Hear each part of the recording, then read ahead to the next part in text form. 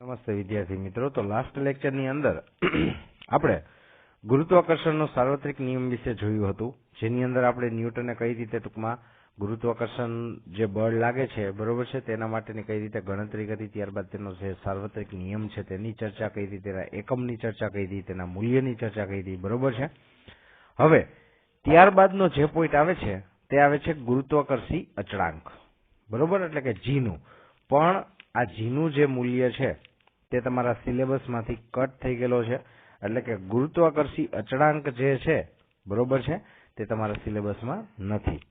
ત્યારબાદનો point આવે છે પૃથ્વીના ગુરુત્વથી ઉદ્ભવતો પ્રવેગ બરોબર છે, એટલે કે પૃથ્વી ઉપર જે ગુરુત્વ લાગે છે ગુરુત્વાકર્ષણ તેના લીધે જે પ્રવેગ ઉત્પન્ન થાય છે, પૃથ્વી પોતાની ધરી ઉપર ફરે છે બરોબર, તે ટોપિક પણ આપણે ચર્ચા કરવાની નથી, તે પણ તમારા સિલેબસમાંથી કટ થઈ ગયેલું છે બરોબર છે. તો હવે ત્યારબાદનો જે પોઈન્ટ ટૂંકમાં આપણે પૂછવાનો છે તેની હવે ચર્ચા કરીએ. તો આપણે 8.6મો પોઈન્ટ, એટલે કે પૃથ્વીની સપાટીથી નીચે અને ઉપર ગુરુત્વ પ્રવેગ. ખાસ સમજો, આખો પ્રશ્ન પોઈન્ટ આખો સમજી લ્યો કે પૃથ્વીની જે સપાટી છે બરોબર તેની ઉપર માની લ્યો કે પૃથ્વી ગોળાકાર છે, આપણે બધા એવું સાંભળેલું છે, પરફેક્ટ ગોળ નથી પણ ગોળાકાર દેખાય છે બરોબર. તો આ પૃથ્વીની સપાટી થઈ, મેં જે ટૂંકમાં સર્કલ દોરેલું છે તે પૃથ્વીની સપાટી, તેના ઉપર આપણે બધા રહીએ છીએ, ત્યાંથી h જેટલી ઊંચાઈએ, એટલે કે h જેટલી ઊંચાઈએ કેટલું ટૂંકમાં ગુરુત્વ પ્રવેગ લાગે છે બરોબર છે, કેટલું ટૂંકમાં ગુરુત્વ પ્રવેગ, એટલે કે ત્યાં જીનું મૂલ્ય, આ જગ્યાએ મારે જીનું મૂલ્ય શોધવું છે. રેડી? તેના માટેનું સૂત્ર. અને બીજી વાત, પૃથ્વીથી સપાટીથી ડી જેટલી ઊંડાઈએ, એટલે કે આ ઊંડાઈ ડી થઈ બરોબર છે, તો આ જગ્યાએ કેટલું ગુરુત્વ પ્રવેગ લાગે છે તેનું સમીકરણ આપણે તારવીને તેને આપવાનું છે બરોબર છે. તો સૌથી પહેલા આ બે પ્રશ્ન થયા કહેવાય. કયો? તો કે એક તો પૃથ્વીની સપાટીથી ઉપરની તરફ h જેટલી ઊંચાઈએ બરોબર છે ગુરુત્વ પ્રવેગ જીનું સૂત્ર શું મળે છે તે, અને બીજો પ્રશ્ન કયો થયો કે પૃથ્વીની સપાટીથી ડી જેટલી ઊંડાઈએ બરોબર છે, એટલે કે સપાટીની નીચે કેટલું ગુરુત્વ પ્રવેગ મળે છે તેનું સમીકરણ. ચાલો, તો સૌથી પહેલા પહેલો પ્રશ્ન આપણે લઈએ. પ્રશ્નનું શું છે કે પૃથ્વીની સપાટીથી ઊંચાઈ સાથે જીમાં થતો ફેરફાર શોધવાનું સૂત્ર તારવો. ઊંચાઈ સાથે જીમાં શું ફેરફાર થાય છે તેનું આપણે સમીકરણ તારવીને આપવાનું છે. તો આના માટે સૌથી પહેલા એક પાયાની વસ્તુ આપણને તે ખ્યાલ હોવી જોઈએ કે આપણે સમીકરણ શું હતું ગુરુત્વાકર્ષણનું, તો કે F = G m1 m2 r². જો હું અહીંયા પૃથ્વી માટેનું લઉં બળ, પૃથ્વી ઉપરનું ગુરુત્વાકર્ષણ બળ લઉં, તો F હું લખું છું બરોબર છે. કોનું? તો કે પૃથ્વી ઉપરનું. તો એનો મતલબ એમ, જે દળ થશે બરોબર તે દળ પણ કોનું થશે? પૃથ્વીનું, એટલે કે m1 = m2 me બરોબર. એટલે આ બંનેની જગ્યાએ હું શું મૂકી શકું? me, એટલે કે me². એટલે પૃથ્વી ઉપર લાગતું ગુરુત્વાકર્ષણ બળ કેટલું થશે? તો કે Fe = G me² r² થશે, જ્યાં r જે છે ત્રિજ્યા, તે ત્રિજ્યા કોની હશે? પૃથ્વીની પોતાની હશે બરોબર છે. ચાલો, આટલી વસ્તુ સમજાઈ જાય. હવે ખાસ નોંધ, દરેક વિદ્યાર્થી અત્યારે નોટ ને પેન સાથે લઈને જ બેસશે બરોબર છે, સાથે સાથે જ પોઈન્ટ ચર્ચા કરવાની છે અને લખવાનું છે, કેમ કે હવે સમીકરણ તારવવાનું છે, એટલે વચ્ચે સાદરૂપ આપવું પડશે બરોબર. જે આમાં નહીં આપેલું હોય તે આપણે તમને અહીંયા સમજાવશું, એટલે એ સાથે લખી નાખવાનું, એટલે તમને ભૂલાય નહીં. રેડી? તો કે આકૃતિમાં દર્શાવ્યા મુજબ, હવે સૌથી પહેલા આપણે આકૃતિ જોઈએ. તો આ આકૃતિ થઈ, આ પૃથ્વી થઈ, તેમાં કેટલી? તો કે h જેટલી ઊંચાઈએ બરોબર m દળનો બિંદુવત પદાર્થ, એટલે કે આકૃતિમાં દર્શાવ્યા મુજબ m દળનો બિંદુવત પદાર્થ વિચારો બરોબર. આ પદાર્થ પૃથ્વીની સપાટીથી h જેટલી ઊંચાઈએ છે, એટલે આ પૃથ્વીની સપાટી થઈ, બરોબર છે. ત્યાંથી કેટલી ઊંચાઈએ છે? h જેટલી ઊંચાઈએ છે, બરોબર. તો પૃથ્વીના કેન્દ્રથી તેનું ટોટલ અંતર કેટલું થાય? આ પૃથ્વીનું કેન્દ્ર, પૃથ્વીની ત્રિજ્યા કેટલી થાય? re જેટલી, બરોબર. તો ટોટલ અંતર કેટલું થયું? તો કે re પ્લસ h જેટલું થાય, બરોબર છે. એટલે અહીંયા લખેલું છે h અંતરે પી બિંદુ પાસે, આ બિંદુ જે છે તે પી બિંદુ છે, પૃથ્વીની ત્રિજ્યા કેટલી? re છે. તો આ પદાર્થ પૃથ્વીના કેન્દ્રથી કેટલું અંતર ધરાવે છે? re પ્લસ h જેટલું અંતર ધરાવે છે. રેડી? તો હવે આ પદાર્થ ઉપર લાગતું બળ, એટલે કે m પદાર્થ ઉપર, પી બિંદુ પાસે જે m દળનો પદાર્થ છે તેના ઉપર લાગતું બળ કેટલું થાય? તો કે h જેટલી હાઈટે છે. એટલે હું શું ત્યાં લખું છું? fh, લાગતું બળ fh is equal two gm એમ રહેશે, બરોબર છે. એક તો પૃથ્વીનું દળ એટલે me, બીજું પદાર્થનું દળ જે સ્મોલ m છે, અને બંને વચ્ચેનું અંતર કેટલું? તો કે re પ્લસ h એનો વર્ગ થઈ ગયું, gm1m2 છેદમાં r નો સ્ક્વેર, બરોબર છે. એટલે આ રીતનું એના ઉપર બળ લાગશે. પણ તમે બધા જાણતા હશો કે F બરાબર શું થાય? તો કે mg, બરોબર છે. એટલે હું ત્યાં એક વસ્તુ મૂકું છું, F ની જગ્યાએ mg, બરોબર છે. આ g કોનું છે? તો કે હાઈટ ઉપર જે હોય દળ તેની વાત છે, કેમ કે fh છે તો અહીંયા gh પણ આવે, બરોબર છે. અને ત્યાં તેનું દળ કેટલું છે? સ્મોલ m જેટલું છે, બરોબર. બંને બાજુ mm કેન્સલ થઈ ગયા. તો gh બરાબર શું વધ્યું આપણી પાસે? gme છેદમાં re પ્લસ h નો સ્ક્વેર, બરોબર છે. એટલે આપણને ડાયરેક્ટ તે સમીકરણ મળી ગયું, gh is equal two gme છેદમાં re પ્લસ h નો સ્ક્વેર. રેડી? આ ક્યાંનું આપણને ગુરુત્વ પ્રયોગ મળ્યું? તો કે h ઊંચાઈ, આપણે પૃથ્વીની સપાટીથી h ઊંચાઈએ જે ટૂંકમાં પદાર્થ હતો ને ત્યાંનો ગુરુત્વ પ્રયોગ મળ્યો gh, બરોબર છે. તો પૃથ્વી ઉપરનો gh કેટલો થાય? હવે તે શોધવાનું.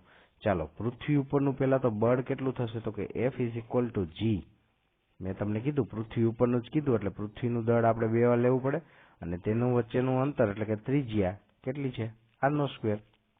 હવે પૃથ્વી ઉપરનું જ બળ છે તો તેના માટે me g લખી શકું, બરોબર છે. કેમ કે F is equal two mg થાય તો અહીંયા દળ કોનું હશે? પૃથ્વીનું જ હશે. તો g me નો સ્ક્વેર છેદમાં re નો સ્ક્વેર, બરોબર છે. me આ બાજુ છે, me આ બાજુ બે હતા, એક ઉડી ગયા, તો g બરાબર પૃથ્વીનો ગુરુત્વ પ્રયોગ બરાબર શું મળ્યું? તો કે gme છેદમાં re નો સ્ક્વેર. એટલે જો પૃથ્વીનો ગુરુત્વ પ્રયોગ બરાબર આપણને શું મળ્યું? gme છેદમાં re નો સ્ક્વેર, બરોબર. હવે બંનેના તમને મળી ગયા છે, આ h ઊંચાઈ એનો ગુરુત્વ પ્રયોગ, આ પૃથ્વી પરનો ગુરુત્વ પ્રયોગ, બરોબર છે. તો આપણે બંનેનો હવે ગુણોત્તર લઈએ. ગુણોત્તર એટલે કે ભાગાકાર, બરોબર છે. તો કે gh છેદમાં gre, બરોબર છે. હવે gh તમે તમારી નોટબુકમાં લખો આ રીતે, gh છેદમાં gre is equal two gh એટલે આપણને શું મળેલું હતું? બરોબર છે. તો કે gme છેદમાં re પ્લસ h નો સ્ક્વેર, આ gh બરાબર મળેલો હતો, અને છેદમાં gre એટલે શું? gme છેદમાં re નો સ્ક્વેર. તો gme કેન્સલ, છેદનો છેદ ક્યાં જાય? અંશમાં જાય, બરોબર છે. એટલે re ઉપર ગયું, બરોબર. એટલે હવે પછીનું તમે સ્ટેપ લખશો gh, અને gre ની જગ્યાએ હું g જ લખી નાખું છું, બરોબર, પૃથ્વી માટે. હવે કેમ કે અહીંયા એ લોકોએ તે રીતે લખી નાખેલું છે. રેડી? છેદનો છેદ અંશમાં, એટલે આ ભાઈ અંશમાં ગયા, એટલે re નો સ્ક્વેર ઉપર અને છેદમાં re પ્લસ h નો સ્ક્વેર. રેડી? તો આ રીતનું થયું। હવે આ જી અહીંયા ભાગાકારમાં છે, આ બાજુ આવે તો ગુણાકારમાં, ઈ સ્ટેપ કરી નાખો એટલે આપણું આ સ્ટેપ આપણને અહીંયા મળી ગયું। બરોબર, જે વચ્ચેના સ્ટેપ હતા એ લોકો ડાયરેક્ટ કટ કરી નાખે છે, એટલે અત્યારે આપણે અહીંયા પહોંચ્યા। બરોબર છે, ચાલો હવે ત્યારબાદ આના સ્ટેપ પછીનું આ સ્ટેપ કઈ રીતે આવે છે તેના માટેની હવે ગણતરી। બરોબર, તો કે આપણને GH is equal two G આપેલું છે। રેડી, તો હવે અહીંયા જે RE નો સ્ક્વેર છે એને છેદમાં જ જવા દેવાના, તો આપણી પાસે 1/, RE પ્લસ H એનો સ્ક્વેર છેદમાં RE નો સ્ક્વેર, આના છેદમાં જવા દો એટલે આ રીતે લખી શકાય। અહીંયા તમે જોઈ શકો છો તે રીતે। બરોબર, હવે બંને પાસે સ્ક્વેર છે તો બંનેના સ્ક્વેર કોમન કાઢી લઉં। બરોબર છે, તો એના પછીનું જે સ્ટેપ થશે તે આ રીતનું થશે, GH is equal two G 1/, RE plus H છેદમાં RE, કોમન સ્ક્વેર કાઢી લીધો એટલે સ્ક્વેર। બરોબર છે, હવે RE ને આના છેદમાં દો, RE ને આના છેદમાં દો। રેડી, તો આપણી પાસે શું વધશે, GH is equal two Z છેદમાં RE ના છેદમાં RE એટલે કે 1 પ્લસ કરીને H ના છેદમાં RE એનો સ્ક્વેર। રેડી, એટલે આવી ગયું આ સ્ટેપ આપણું। બરોબર છે, ચાલો એ સ્ટેપ પછી હવે આપણે જોઈએ આ સ્ટેપ પછી શું કરવાનું, તો કે આ સ્ક્વેર અહીંયા છેદમાં છે, ઈ સ્ટેપ ઉપર જાય તો કેવું થઈ જાય, -2 થઈ જાય। બરોબર છે, હવે પછીનું જે સ્ટેપ આવે છે આ સ્ટેપ પછીનું આ સ્ટેપ એ તમારે ડાયરેક્ટ લખવાનું છે, કેમ કે તે દ્વિપદી પ્રમેય ઉપરથી વિસ્તરણની રીતે લીધેલું છે એટલે। બરોબર, જો કઈ રીતે, તો કે G તમને છે એનું શોર્ટકટ ડાયરેક્ટ કહું। બરોબર, 1 પ્લસ H ના છેદમાં RE આપણને આપેલું છે, અહીંયા -2 છે તો G બારે છે એટલે એમ નમ રહેશે। અહીંયા +2 હોત, અહીંયા ઉપર +2 તો તમે વિસ્તરણ કરી શકત, પણ -2 છે એટલે દ્વિપદીની રીતે કરવું પડે, જે બહુ લેન્થી રીત છે એટલે એનું ડાયરેક્ટ શોર્ટકટ પેલું સ્ટેપ એમને। બરોબર છે, પછી -2 જે છે તે અહીંયા આવી જાય નિશાનીની જગ્યાએ એટલે -2, અને પછીનું સ્ટેપ એમને H ના છેદમાં RE। બરોબર છે, એટલે ડાયરેક્ટ આપણને એ સ્ટેપ મળી ગયું, GH is equal two G 1 - 2H છેદમાં RE। બરોબર છે, હવે આ સ્ટેપ છે ને ખાસ સાંભળજો, આ સ્ટેપ જે તમે જોઈ રહ્યા છો તે સ્ટેપ આપણું ફાઇનલ સ્ટેપ છે। એનો મતલબ કે H જેટલી ઊંચાઈએ ગુરુત્વ પ્રવેગ કેટલું હોય। બરોબર છે, તો કે પૃથ્વીની સપાટી ઉપર રહેલા ગુરુત્વ પ્રવેગ કૌંસમાં 2H, એટલે જો અહીંયા સમજવા જેવી વસ્તુ હવે અહીંયા ચાલુ થઈ કે 1 - 2H છેદમાં RE। જો ત્રિજ્યા ખૂબ જ મોટી છે પૃથ્વીની, બરોબર છે, એટલે કે આ પૃથ્વીની ત્રિજ્યા થઈ। રેડી, પૃથ્વીની ત્રિજ્યા ખૂબ જ મોટી છે એટલે તમે હાઈટ, કેટલી હાઈટ સુધી તમે જાશો, તો કે હું પૃથ્વીથી થોડીક હાઈટ સુધી ગયો એટલે અંશ નાનો થયો, કોના કરતા, છેદ કરતા। અંશ નાનો છે, માની લ્યો કે 2/6, છેદ મોટો છે। બરોબર, તો એની જે ગણતરી કરશો તો આપણને જવાબ મળશે 1/3 એટલે કે 0.3333, એટલે કે 1 માંથી એને બાદ કરશો, બરોબર છે, તો પણ તે કેવું મળશે, G જેટલું જ મળશે। ખાસ સાંભળજો, કેવું મળશે, G જેટલું જ મળશે। રેડી, તમારે ક્યારે ચેન્જીસ થશે, તો કે જ્યારે H છે, બરોબર, તે RE થી અડધો થઈ ગયો હશે, એટલી ઊંચાઈ તમે પોગી જાવ કે ત્રિજ્યા કરતા અડધી તો તમારી ત્રિજ્યા હોવી જ જોઈએ। એટલે શું થશે, H બરાબર હું એમ કહું એની હાઈટ કેટલી હું રાખું છું, તો કે RE થી અડધી। બરોબર, એટલે H ની જગ્યાએ હું શું મૂકી શકું, RE ના છેદમાં 2, 2 કેન્સલ થઈ ગયા, RE ઉપર નીચે કેન્સલ થઈ ગયા, એટલે 1 વધ્યો, 1 - 1 એટલે 0। બરોબર, ત્યાંથી ગુરુત્વ પ્રવેગ કેવું થઈ ગયું, શૂન્ય થઈ ગયું। એટલે ક્યાં સુધી આપણને ગુરુત્વ પ્રવેગ ટૂંકમાં મળશે? ખાસ સાંભળજો, બહુ અગત્યનો પ્રશ્ન છે. આ પૃથ્વી છે તે તેની આજુબાજુમાં ક્યાં સુધી ટૂંકમાં પદાર્થ ઉપર ગુરુત્વ પ્રવેગ લગાડી શકે છે?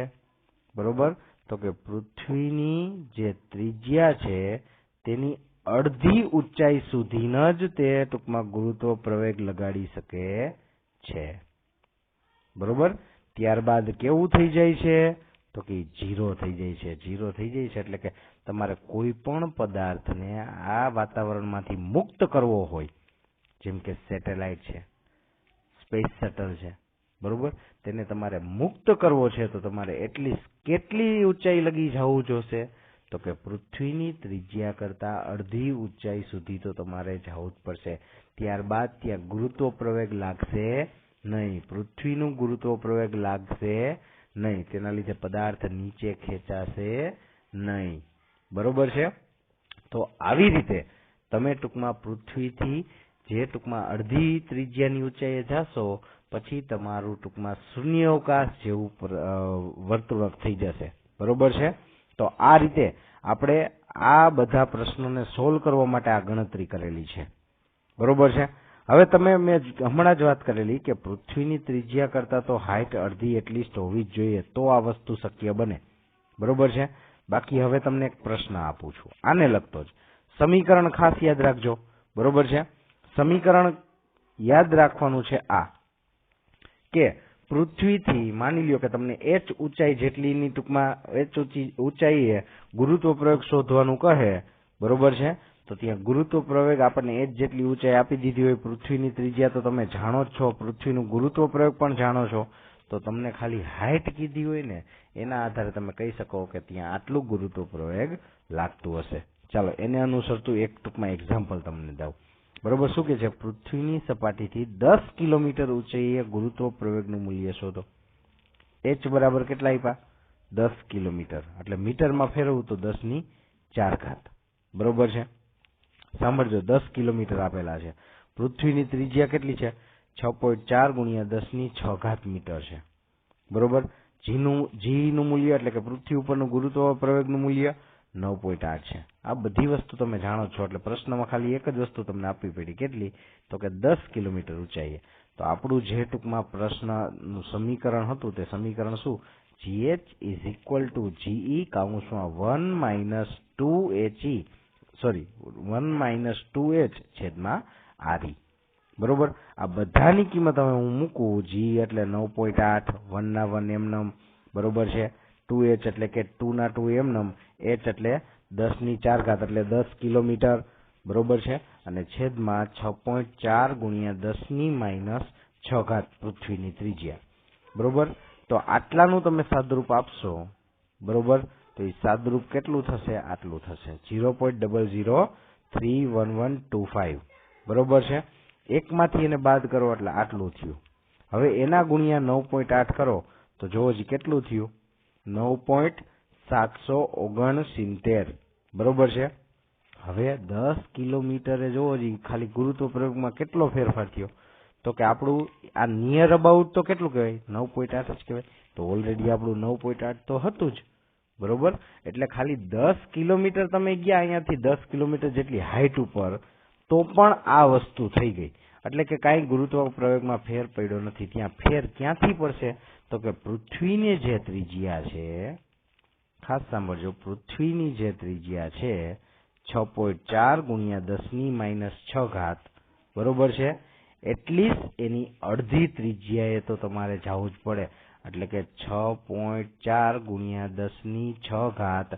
10⁻², એની અડધી એટલે કે અહીંયા આપણે છેદ ઉડાડીએ તો 3.2. તમારી હાઈટ 3.2 × 10⁶ તો હોવી જ જોઈએ. બરોબર છે? તો તમારે ટૂંકમાં ત્યાં ગુરુત્વ પ્રવેગ 0 થઈ જશે. રેડી? તો આવી રીતે તમે પૃથ્વીની ટૂંકમાં એમ કહી શકાય કે એને જે વાતાવરણ છે એનું જે ગુરુત્વ પ્રવેગ છે એમાંથી તમે મુક્ત થઈ શકો છો. રેડી? ચાલો હવે આપણે આગળ વધીએ. જો આ પ્રશ્ન જે હતો એ શેનો હતો? કે પૃથ્વીથી h જેટલી ઊંચાઈએ ગુરુત્વ પ્રવેગ. હવે આપણે શું કરવાનું છે? પૃથ્વીથી ડી જેટલી ઊંડાઈએ, એટલે કે પૃથ્વીની અંદર હવે જવાનું છે, તે રીતનો પ્રશ્ન. બરોબર છે? તો આપણે પ્રશ્ન જરાક સમજીએ. પૃથ્વીની સપાટીથી ઊંડાઈ સાથે જીમાં થતા ફેરફારનું સૂત્ર તારવો, અથવા તો આ પ્રશ્ન કઈ રીતે પૂછાઈ શકે કે પૃથ્વીની સપાટીથી ડી ઊંડાઈએ ગુરુત્વ પ્રવેગનું સૂત્ર મેળવો. બરોબર છે? આ બંનેમાંથી કોઈ પણ રીતે આપણે ટૂંકમાં પ્રશ્ન પૂછી શકીએ છીએ. રેડી? ચાલો, તો હવે આપણે આગળ વધીએ. તો જો આ આપણે આકૃતિમાં જોઈ શકીએ છીએ કે આ પૃથ્વીની સપાટી છે. બરોબર છે? આ પૃથ્વીની સપાટીથી મેં ડી જેટલી ઊંડાઈએ, એટલે કે આ જગ્યાએ મારે શું શોધવાનું છે? તો કે ગુરુત્વ પ્રવેગ શોધવાનું છે. રેડી? જેમ ઓમાં કરેલું હતું તે જ રીતે આપણે ગણતરી કરવાની, પણ થોડોક અહીંયા ચેન્જીસ આવશે. શેનો ચેન્જીસ આવશે તે પણ હમણાં સમજાવું છું. સૌથી પહેલો પોઈન્ટ લખવાનો, પૃથ્વીની સપાટીથી નીચે ડી ઊંડાઈએ એક બિંદુવત એમ દળ ધરાવતો પદાર્થનો વિચાર કરો. એટલે કે પૃથ્વીની અંદર એક દળ ધરાવતો પદાર્થ છે. બરોબર છે?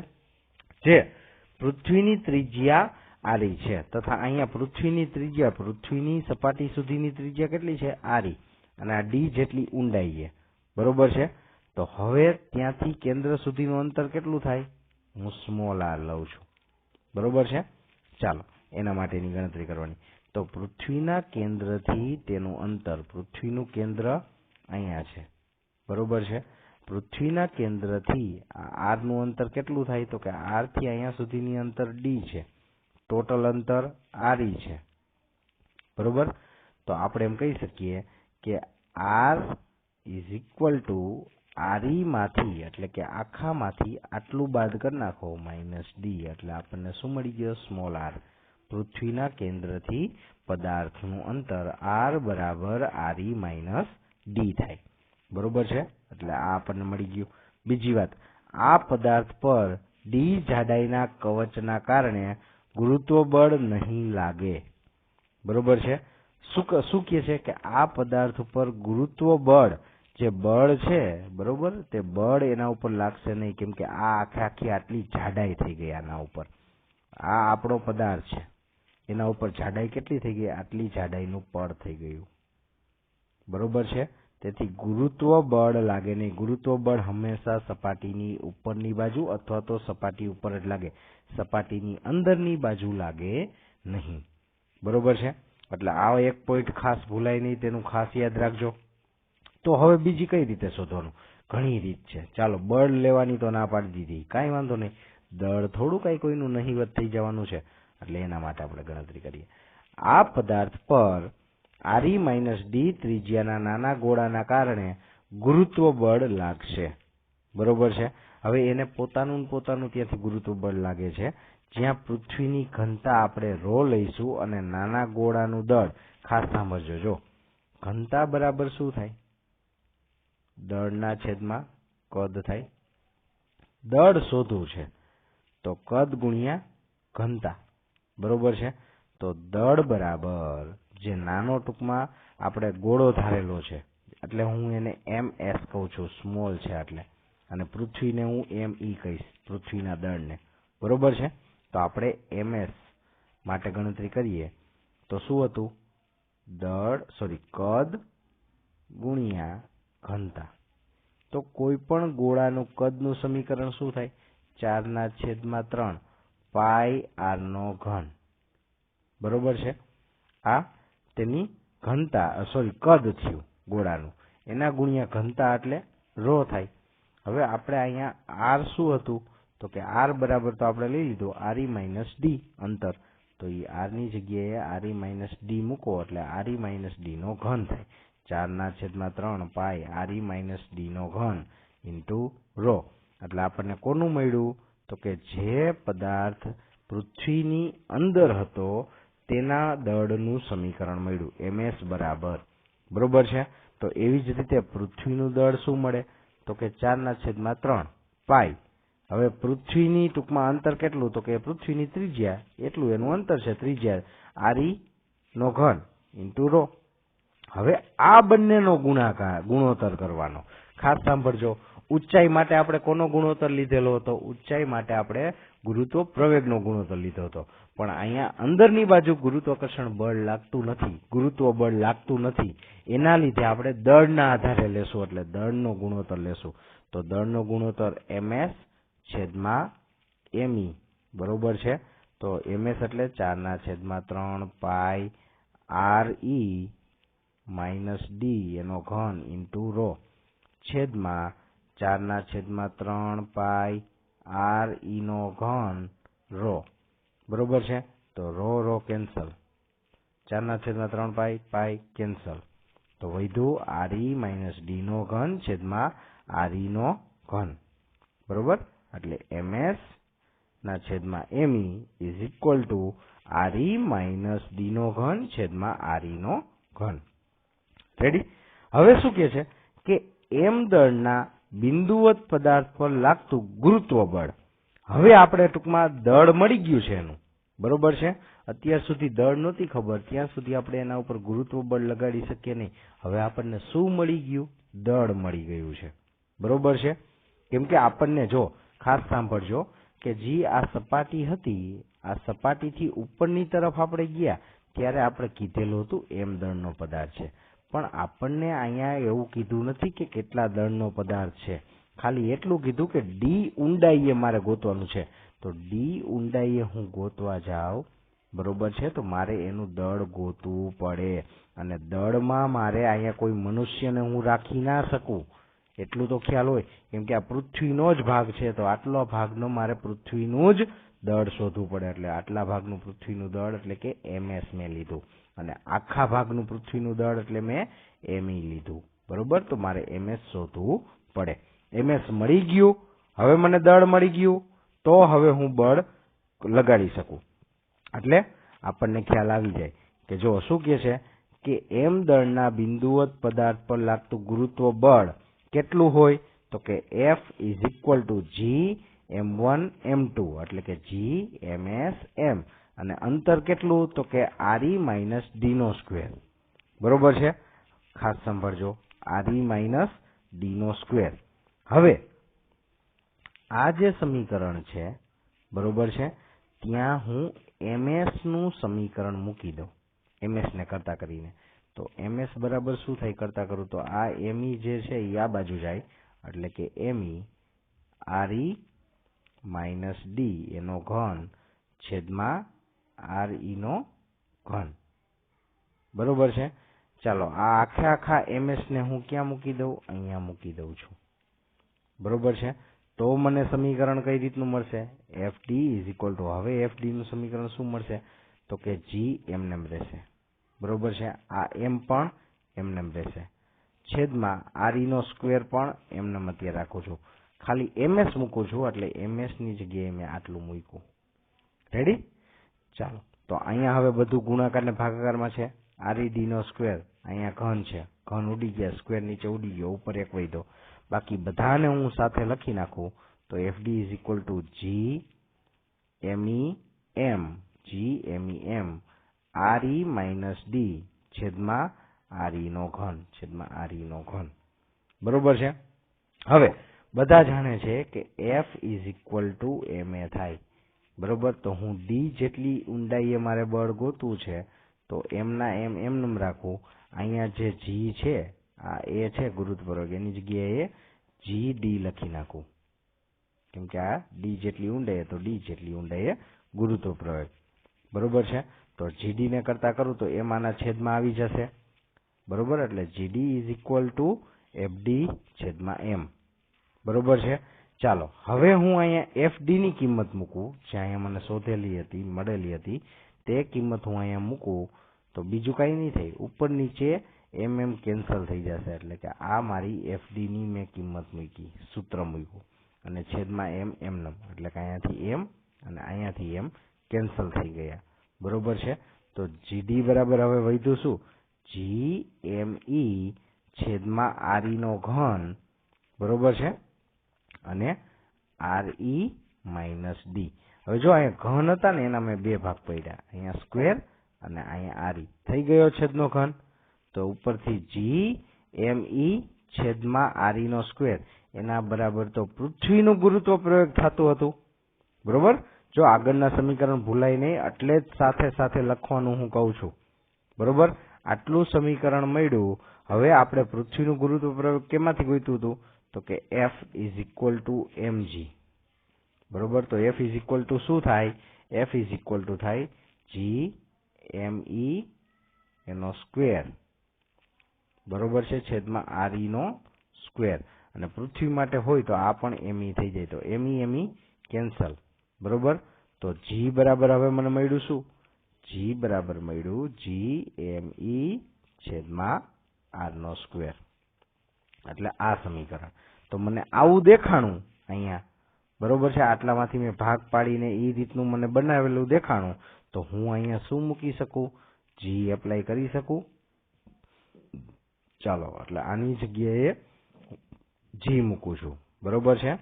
તો gd = આની જગ્યાએ g અને બાકીનું રહ્યું એમને જ રાખું છું, એટલે કે re - d છેદમાં re.